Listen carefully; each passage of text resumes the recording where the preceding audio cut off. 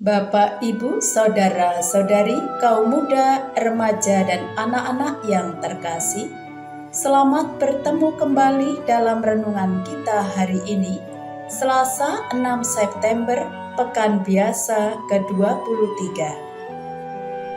Marilah kita awali dengan tanda kemenangan Tuhan. Dalam nama Bapa dan Putra dan Roh Kudus. Amin.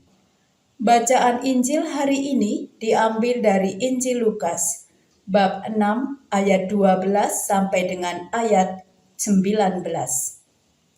Sekali peristiwa, Yesus mendaki sebuah bukit untuk berdoa. Semalam-malaman ia berdoa kepada Allah. Keesokan harinya, ketika hari siang, ia memanggil murid-muridnya dan memilih dari antara mereka 12 orang yang disebutnya rasul.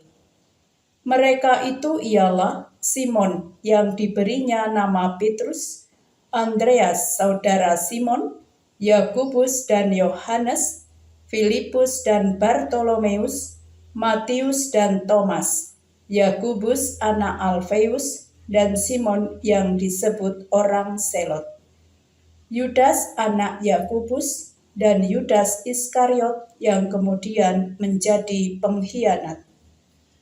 Lalu Yesus turun bersama mereka dan berhenti pada suatu tempat yang datar.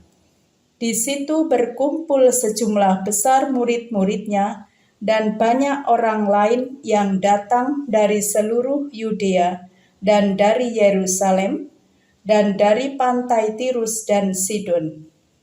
Mereka datang untuk mendengarkan Dia dan untuk disembuhkan dari penyakit mereka. Juga mereka yang kerasukan roh-roh jahat mendapat kesembuhan. Dan orang banyak itu berusaha menjamah Dia, sebab daripadanya keluar suatu kuasa, dan semua orang itu disembuhkannya. Demikianlah sabda Tuhan. Terpujilah Kristus. Bapak, Ibu, Saudara-saudari, kaum muda, remaja, dan anak-anak yang terkasih, melalui sabdanya, Yesus mengajarkan kepada kita agar kita tidak pernah meninggalkan doa.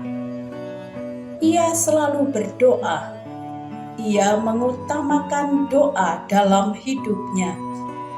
Seperti yang kita dengarkan, Yesus mendaki sebuah bukit untuk berdoa. Semalam-malaman ia berdoa kepada Allah. Kita pun dapat belajar dari Yesus dalam hidup kita.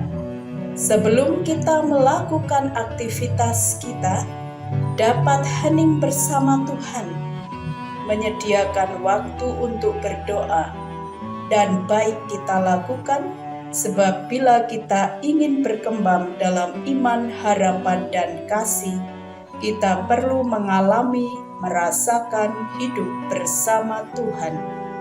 Untuk itu bertekunlah selalu dalam doa. Bertekun dalam doa akan membuahkan kesabaran. Kita akan beroleh kekuatan rohani dan ketenangan batin dalam menghadapi dinamika hidup, dalam menghadapi pengalaman-pengalaman hidup yang kita jumpai. Kita akan kuat, sebab kita bersama Tuhan. Dan hidup kita serahkan kepada Tuhan. Marilah berdoa. Tuhan Yesus, Engkau mengajarkan kami untuk selalu berelasi dengan Bapa dalam doa. Berilah kami Roh Kudus-Mu, agar kami selalu bertekun di dalam doa, sehingga kami mengalami kehadiran-Mu setiap hari, dan kami mengalami kekuatan-Mu. Amin.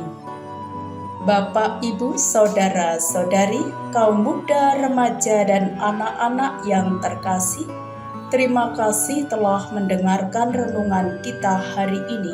Semoga bermanfaat. Salam dalam belas kasih hati Yesus, dan sampai jumpa.